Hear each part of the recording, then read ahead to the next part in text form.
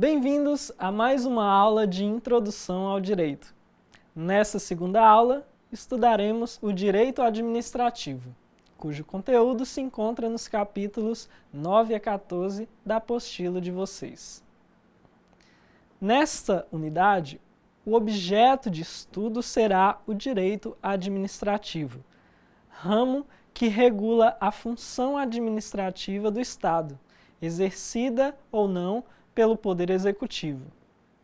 Interessante será conhecer os princípios e normas que devem orientar a atuação da administração pública e principalmente do servidor público, agente que no exercício do poder estatal deve ter sempre em mente que sua função consiste em servir o cidadão e não se servir dele. Mas deixemos o servidor público um pouco mais para o fim e analisemos a estrutura da administração pública. Para facilitar o entendimento do que é a administração pública, é interessante observar onde podemos encontrá-la concretamente. Quando você pega um ônibus, quando você estuda numa instituição de ensino pública, como o Instituto Federal, quando você chama a polícia ou os bombeiros em uma situação de emergência, em todas essas situações você está tomando contato com uma das entidades da administração pública. Você pode estar pensando simplesmente que é só descobrir quais são aquelas instituições do governo que descobriremos o que é a administração pública. Mas esse pensamento não está totalmente correto por não estar completo. Se o município possui um determinado imóvel que está alugado para uma determinada pessoa, esse imóvel, uma loja, por exemplo, não faz parte da administração pública, embora o prédio pertença ao município. Para identificar a administração pública, é importante que a função daquela determinada organização seja voltada à realização de interesses públicos. Também não é correto pensar que apenas aquela estrutura organizacional sob o controle do prefeito, do governador ou do presidente da República é a administração pública. Porque mesmo no poder judiciário e no poder legislativo, há administração pública. Aqueles servidores públicos que trabalham no fórum ou na Câmara de Vereadores, nas atividades de atendimento, manutenção, contabilidade e demais atividades que não são propriamente a realização da função de julgar e de criar leis, fazem parte do aparato da administração pública naqueles órgãos. Assim, a administração pública está presente nos poderes executivo, legislativo e judiciário. Além da União, dos estados, do Distrito Federal e dos municípios, integram também a administração pública outras pessoas jurídicas, ou seja, outras organizações com nome e identidade próprias que podem negociar livremente, firmar compromissos, possuir contas bancárias, assim como uma empresa específica que possui CNPJ. Essas pessoas jurídicas, que não são a União, os estados, o Distrito Federal ou os municípios, são chamados de administração indireta, enquanto a União, os estados, o Distrito Federal e os municípios constituem a administração direta. A administração indireta possui algumas características, o que passaremos a analisar. A primeira característica é ter personalidade jurídica.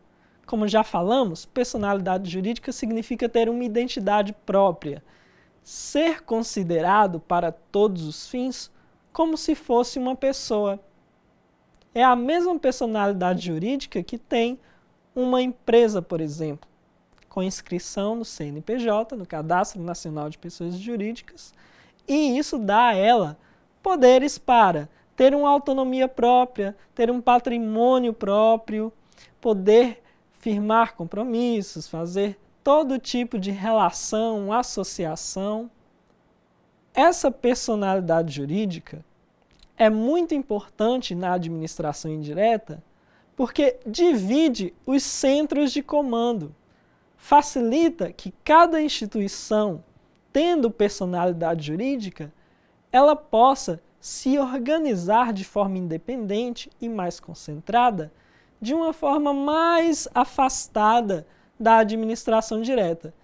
Isso dá mais eficácia no seu funcionamento, permite que ela diretamente contrate serviços, organize-se financeiramente, entre outras vantagens que dá para essa pessoa jurídica da administração indireta.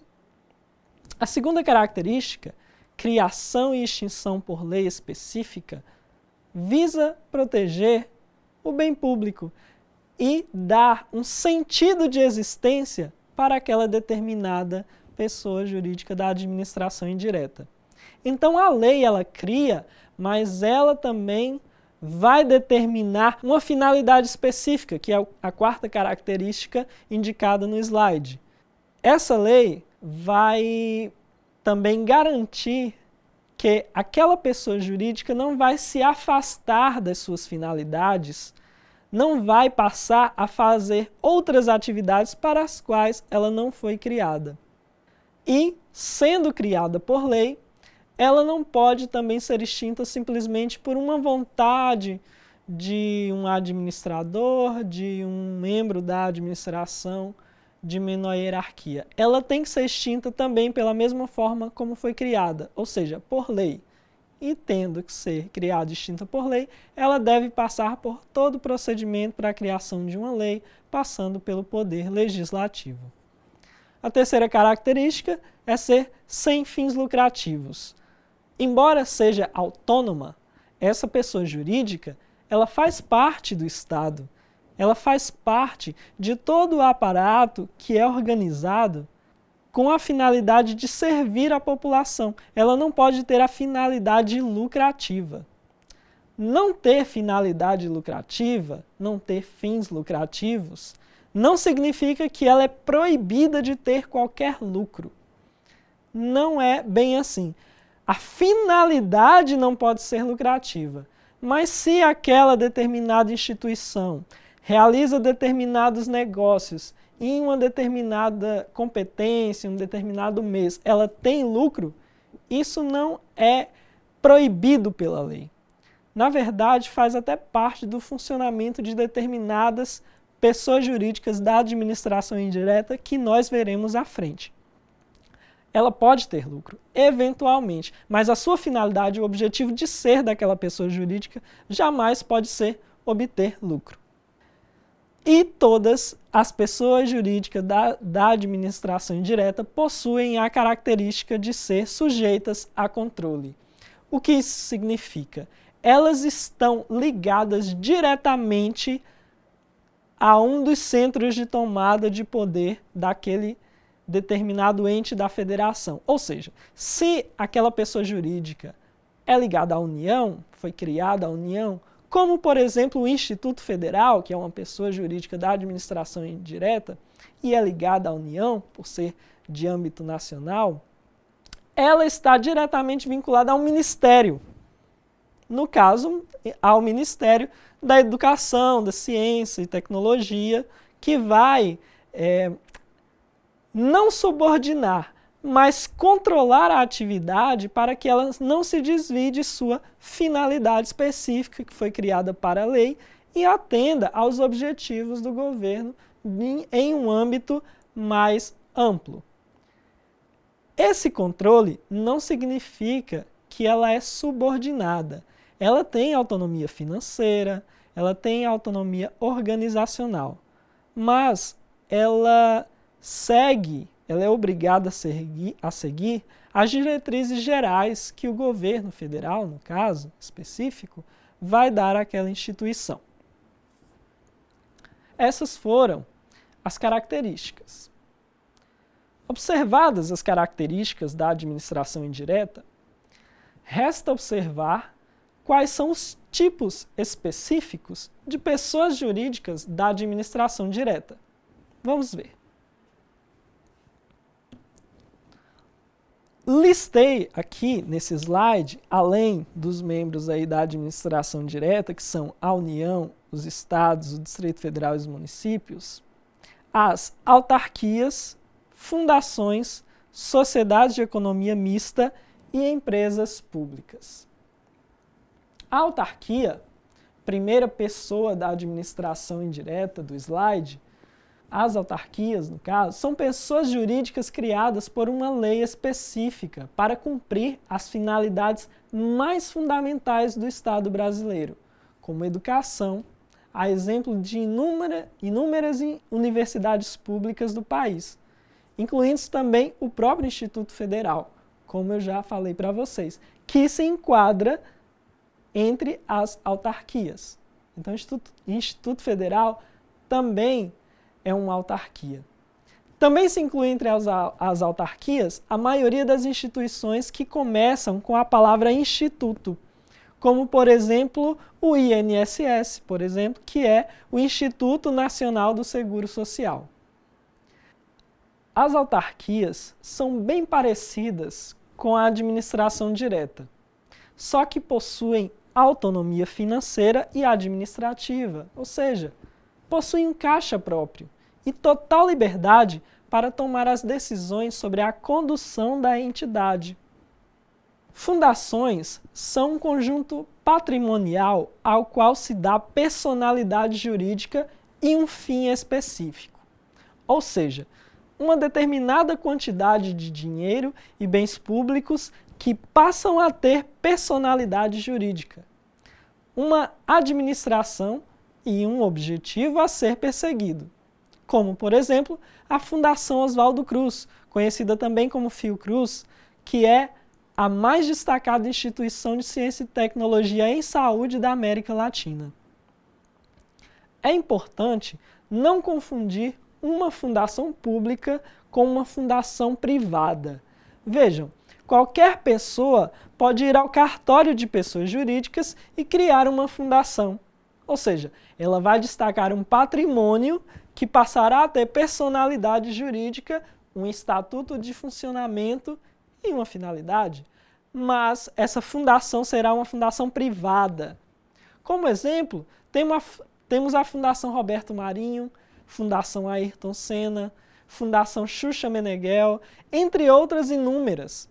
Essas instituições não fazem parte da administração indireta. São apenas pessoas jurídicas privadas, que possuem importância social e realizam ações de interesse público, mas não fazem parte da administração pública de qualquer dos entes da federação. As sociedades de economia mista e as empresas públicas são instituições muito parecidas com qualquer empresa. A única diferença é que as empresas públicas são constituídas integralmente por capital público e as sociedades de economia mista são empresas em que mais de 50% das ações são de capital público. Essas últimas duas pessoas da administração indireta, ainda que se pareçam muito com uma empresa, não possuirão como finalidade principal a obtenção de lucro. A sua finalidade principal é cumprir o interesse público através da sua atividade. Como, por exemplo, a Caixa Econômica Federal, que é uma empresa pública, funcionando da mesma forma como um banco, mas influenciando os outros bancos e fornecendo vários planos especiais para incentivo a determinados setores dados pelo governo. São mais uma ferramenta do governo para atingir o interesse público, razão de ser de toda a administração pública. Mas vejam, eu disse que essas empresas não têm como finalidade principal obter lucro. mas elas podem obter lucro em decorrência da realização de sua atividade. Essas empresas fazem parte da administração pública, mas no seu funcionamento, elas terão que obedecer às regras básicas aplicáveis às demais empresas privadas, de forma que não representam concorrência desleal. Assim, elas terão que pagar os impostos e todas as outras obrigações aplicáveis às empresas privadas, o que não ocorre com as pessoas da administração indireta já analisadas aqui. Todo o aparato da administração pública existe para a realização das finalidades do Estado, ou seja, tem o objetivo de realizar o interesse público. E a Constituição estabelece todos os princípios que devem reger o funcionamento da administração pública.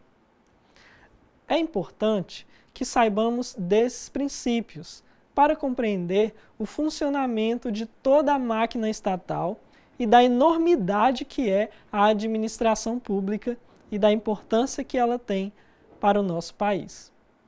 De início, destaco que existem dois princípios que são os mais fundamentais para a compreensão da administração pública e que estão presentes em todos os aspectos de seu funcionamento. Estes são os princípios da supremacia do interesse público e da indisponibilidade do interesse público. O princípio da supremacia do interesse público é um princípio implícito, ou seja, não se encontra escrito literalmente na Constituição, mas todos os doutrinadores, toda a ciência jurídica concorda que ele é uma consequência do sistema democrático adotado e do sistema representativo, ou seja, da delegação que o povo fornece ao governo para que exerça seu poder em nome do povo. Extrai-se ainda do conjunto dos princípios escritos e das leis todo um esforço para que a atuação do Estado no interesse público tenha toda uma superioridade sobre os interesses privados das pessoas em geral. Decorre desse princípio que, havendo conflito entre o interesse público e os interesses particulares, o interesse público deve prevalecer. Mas essa supremacia do interesse público não é absoluta, sendo limitada pelos direitos e garantias fundamentais já analisados na nossa aula passada sobre direito constitucional. Também é um princípio implícito o princípio da indisponibilidade do interesse público. Esse princípio indica que a atuação da administração pública não possui a disponibilidade que possui a atuação dos particulares. Ou seja, a administração pública possui restrições e limitações decorrentes do fato de que a administração não é proprietária da coisa pública, mas sim o povo. Assim, em sua atuação, ela não deve causar qualquer prejuízo ao patrimônio público. Os responsáveis pela condução da administração pública devem se pautar em sua conduta pela obediência estrita aos limites determinados pela lei. E é aqui que chegamos ao primeiro princípio expresso na Constituição, o princípio da legalidade, que já analisamos na aula de Direito Constitucional e que tem ampla aplicação na atuação da administração pública.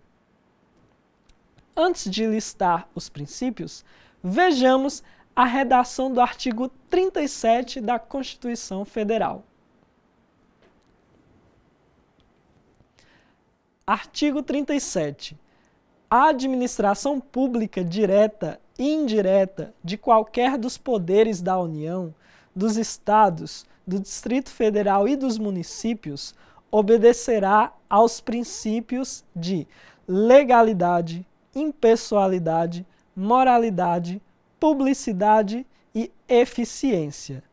E também ao seguinte. E aí, o artigo segue com vários incisos, onde vai indicar vários e vários princípios e regras da administração pública. Vejam que as letras iniciais dos princípios formam a palavra LIMP. Esse é um dos macetes mais conhecidos e repetidos do direito, talvez o mais famoso, e é muito útil para a memorização dos princípios expressos da administração pública. Então lembrem-se, se questionados sobre os princípios da administração pública, LIMP. Vejamos o significado de cada um desses princípios. Como já havíamos estudado na aula de Direito Constitucional, o princípio da legalidade quer dizer que o particular pode fazer tudo o que a lei não proíbe. Mas, para a administração pública, este princípio possui um significado diferente, que é o seguinte: a administração pública só pode fazer aquilo que a lei permite. Esse princípio é uma decorrência do princípio da indisponibilidade do interesse público, conforme já havíamos conversado. O princípio da impessoalidade determina que a administração pública não atenda a interesses pessoais. Assim, impede que o ato administrativo seja praticado a fim de atender a interesses do agente público ou de terceiros, devendo visar tão somente a vontade da lei. Comando geral e abstrato que não pretende favorecer nenhuma pessoa específica, proibindo também perseguições ou favorecimentos e quaisquer discriminações, benéficas ou prejudiciais aos que se relacionam com a administração pública ou mesmo aos agentes públicos. Percebe-se que um princípio da impessoalidade também é bem próximo do princípio da igualdade, ou isonomia, como também é chamado. O princípio da impessoalidade também impede que o agente público se promova às custas da administração, às custas das realizações da administração pública. Assim, viola a Constituição qualquer indicação de que uma obra realizada pela administração pública foi realizada pelo prefeito tal ou o governador tal. É em decorrência desse princípio que temos, por exemplo, o concurso público e a licitação. O primeiro, para que o melhor candidato se torne servidor público, sem favorecimentos pessoais. E o segundo, para que a melhor proposta de negócio feche o contrato com a administração pública, sem favorecimento de qualquer empresa. O princípio da moralidade indica a ideia de honestidade, de boa-fé, ou seja, os agentes públicos devem atuar da forma como se espera que uma pessoa com boa intenção e honestidade atue dentro de seu grupo social. É um conceito muito abstrato, o de moral, mas algumas condutas são classicamente conhecidas como imorais, como a prática do nepotismo, ou seja, a nomeação de parentes para cargos de nomeação dentro da administração pública. A proibição do nepotismo não se aplica aos cargos de confiança, ou seja, aqueles cargos em que a pessoa indicada realmente deve ser uma pessoa de confiança da pessoa que nomeia. Assim, não é inconstitucional a nomeação por um prefeito de um parente para ocupar o cargo de secretário de algum assunto dentro do município, já que os secretários são cargos de confiança do prefeito. É necessário que essas pessoas sejam ligadas ao prefeito para que esteja afim com a sua vontade. A Constituição de 1988 enfatizou a moralidade administrativa, prevendo que Os atos de improbidade importarão a suspensão dos direitos políticos, a perda da função pública e a indisponibilidade dos bens e o ressarcimento ao erário na forma e gradação previstas em lei, sem prejuízo da ação penal cabível. O próximo princípio é o princípio da publicidade. Esse princípio pode ser compreendido de duas formas diferentes. O primeiro indica a exigência da publicação em órgão oficial como requisito de eficácia dos atos administrativos, que devam produzir efeitos externos, e dos atos que impliquem ônus para o patrimônio público. Se o ato não for publicado, não está apto a produzir efeitos. Ou seja, não se pode exigir que ninguém o obedeça. A segunda forma de compreensão do princípio da publicidade é entendê-la como uma exigência de transparência na atuação administrativa. Ou seja, não devem existir atos secretos.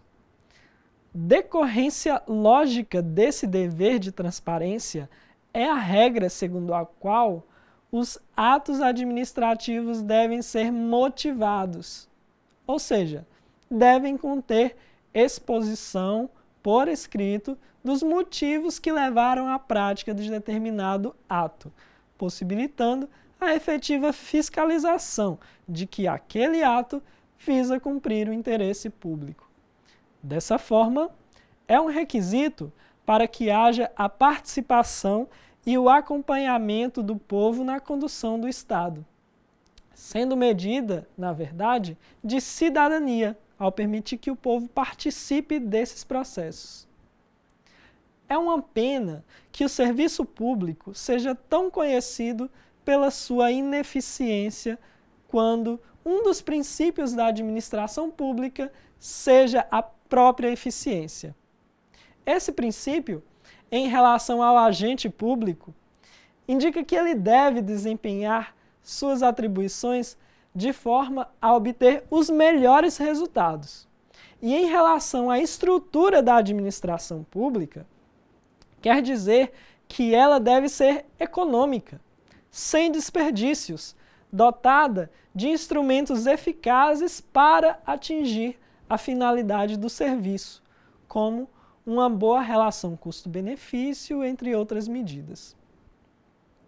Outro princípio destacado na nossa apostila é o da finalidade, segundo o qual qualquer ato praticado com objetivo diverso da satisfação do interesse público, decorrente explícita ou implicitamente da lei, será nulo por desvio de finalidade.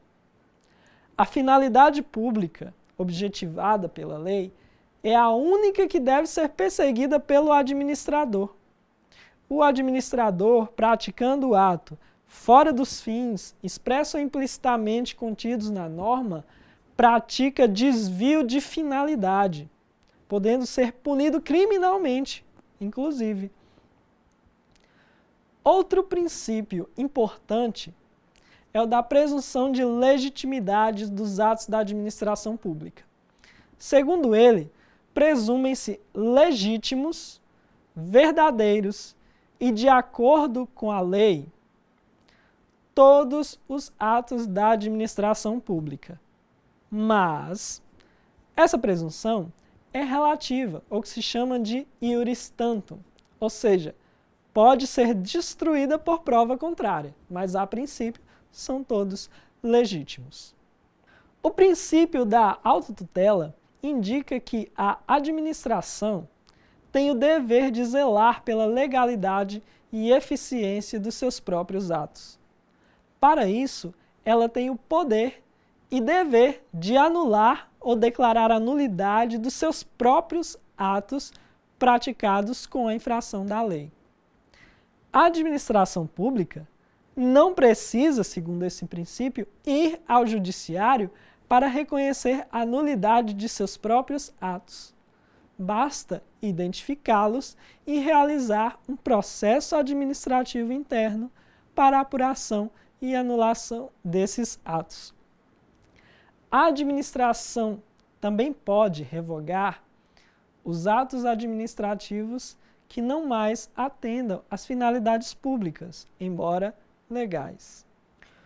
O princípio da continuidade do serviço público indica que os serviços públicos, pela sua importância geral, não podem ser interrompidos pelo seu prestador, ainda que o governo não esteja realizando o pagamento em dia da prestação acordada. Veja, exceto se esse não pagamento superar 90 dias.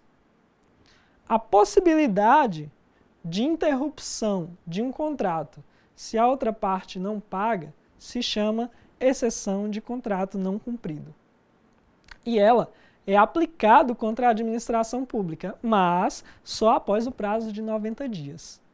Sendo que, nos contratos em geral, ela pode ser aplicada logo após as interrupções dos pagamentos.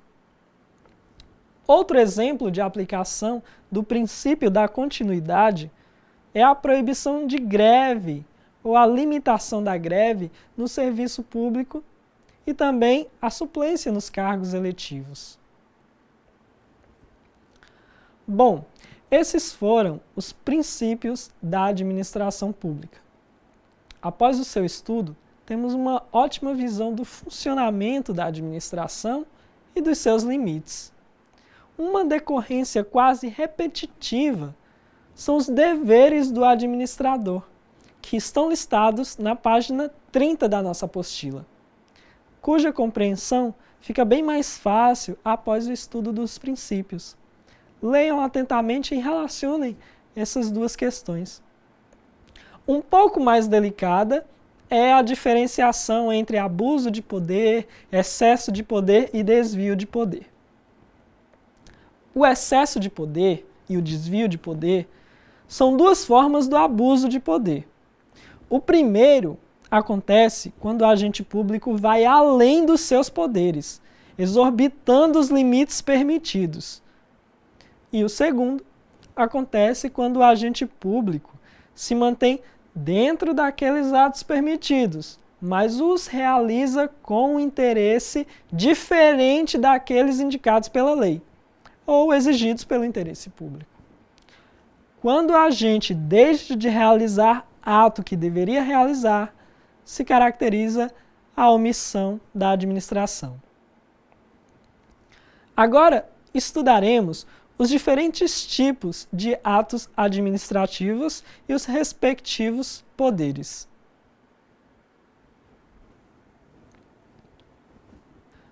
Poder vinculado refere-se ao poder para a realização dos atos cujos requisitos necessários para a sua formalização já estão previamente estipulados na lei. Dessa forma, a administração fica sem liberdade para a expedição do ato, ou seja, se a pessoa que busca a administração cumpre os requisitos da lei, a administração é obrigada a concedê-lo.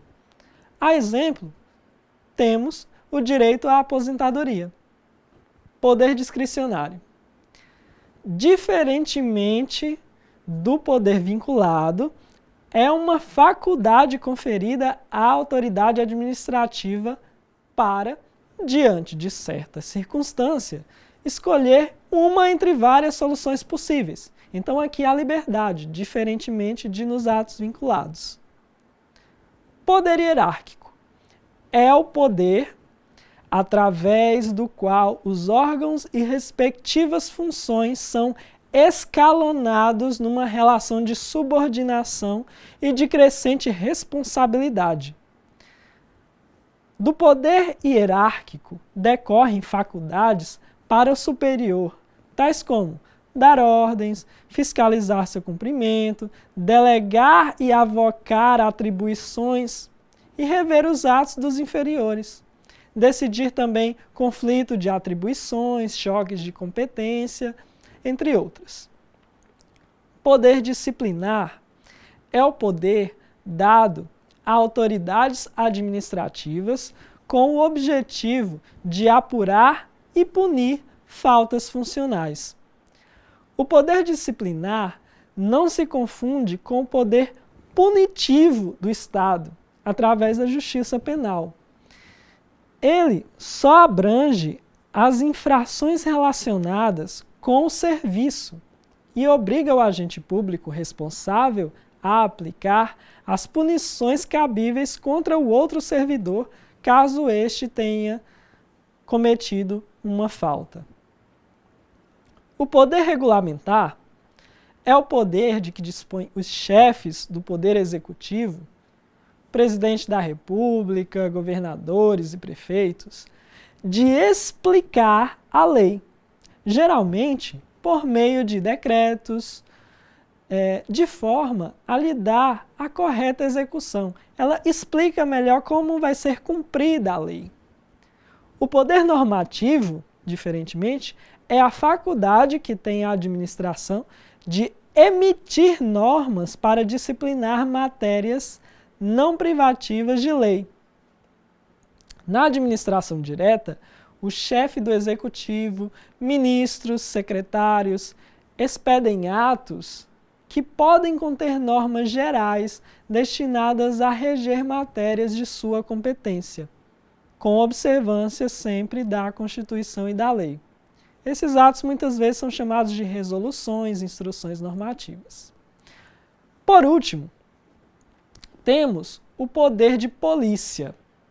Muito importante o poder de polícia, que é a faculdade da administração de limitar a liberdade individual em prol do interesse coletivo. É um conceito bastante genérico. Importante observar que poder de polícia não se refere especificamente à polícia militar.